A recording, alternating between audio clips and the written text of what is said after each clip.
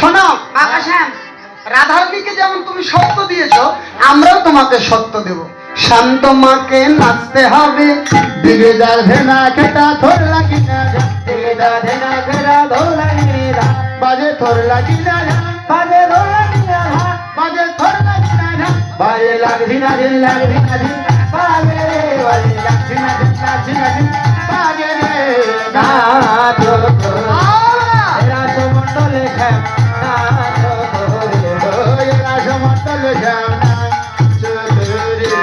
না নড়িবে গন্ডমন্ড নুপুরের করাই, ও না নড়িবে গন্ডমন্ড নুপুরের করাই, তোমার না নড়িবে বলবনা বুঝিব বড়াই, তোমার না নড়িবে বলবনা বুঝিব বড়াই, আরে নাচ রাসমণ্ডলে শ্যাম না তো রে।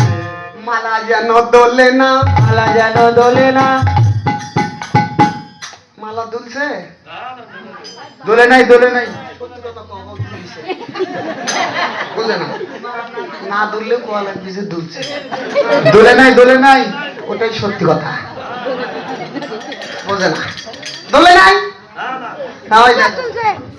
দোলে নাই, দোলে নাই, একেবারে তোতা বাকি, হ্যাঁ দুলছে বলে। শোনো আচ্ছা আরেকটা কথা, আর যাই হোক চোখের পলক জানি না পড়ে, আরে পড়বে না, পড়বে না, ধুতি জানি না নড়ে, আর ধুতিও নড়বে না, ভালো করে ধরে থাকো ধুতি, ধরছি ধরছি, নড়ে না।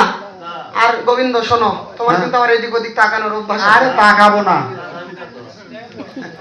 হ্যাঁ হ্যাঁ গোবিন্দ বাচ্চার জীবনে কোনোদিন কোনো দিকে তাকাবো না, আজকের থেকে এক পানে চাইবো, এক পানে চাইবো, পানে চাইবো, একদিন চাইবো না, এক পানে চাইবো, একদিন চাইবো না, এক পানে চাইবো।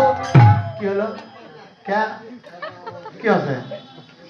তাকালে ওরকম করে কে? কি আছে? কি করছে? চোখ টিভি দেয়। কি করছে?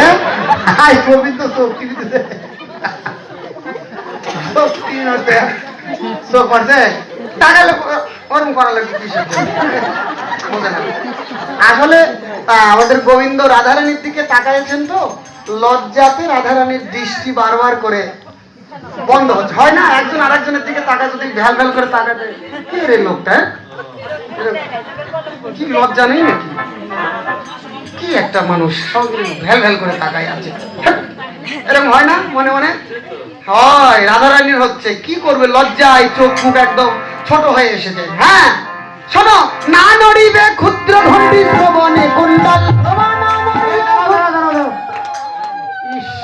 শেষ করে দাও না, ওই একটাই মাত্র সম্বল ভাই আমাদের, তা ওইটাই নিয়ে টানাটানি করে। তোমরা যা ভাবছো তা না, তাহলে কি ক্ষুদ্র ঘণ্টির কথা বলেছি তো নেকড়ে মানেট লেগে গেল, তাহলে তাহলে কি গোপাল লজ্জার কিছু হয়নি। আচ্ছা হাসি, শোনো গোপাল ছোটবেলার থেকে দুষ্টু, আচ্ছা আচ্ছা, মা খুঁজে পায় না, তাই একটা ঢুনঢুনি মাজাতে দেওয়া আছে, ওটা যাতে যেটা পাড়ার গলা থাকে, ওটা যাতে না নড়ে। আরো আত্মতত্ত্বের ঘরে গিয়ে বললেন, এই ক্ষুদ্র ঘণ্টির ব্যাখ্যা করতে গিয়ে অনেকেই বলেছেন, শাস্ত্রে আছে কিনা আমি দেখিনি, কিন্তু শুনেছি বৈষ্ণব মুখে, বৈষ্ণব মুখে শুনে এই ক্ষুদ্র ঘণ্টির কথা, এই জিহ্বার ভিতরে আর একটা ছোট্ট জীব আছে, ওটা না থাকলে মানুষ কথা বলতে পারে না, ওটাকে আলা জিহ্বা বলে। ক্ষুদ্র ঘণ্টি মানে বলা হচ্ছে আলা জিহ্বা, তুমি যে জিহ্বায় কথা বলবে না, মনে মনেও জানি তুমি কথা না বলো, মানে এক কথাতে গোবিন্দকে মানে পাকে যে করেই হোক রাধারানী, মানে যখন বল দিয়ে হলো না, তাহলে এবার ছল দিয়ে জিততে হবে। শোনো, ললিতা বাজাই বিনা বিশাখা মৃদঙ্গ,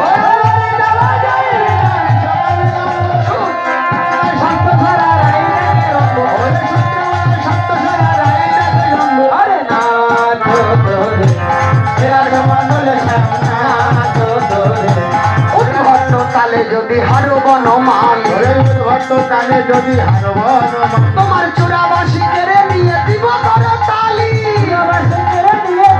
করতালি, আর যদি জিতে যাও পুরস্কার আছে, যদি জিন রায়কে দেব আমরা হব দাস, হয়ে যদি জিন রায়কে দেব আমরা হব দাস, কিন্তু নইলে টাকা মেরে রাখো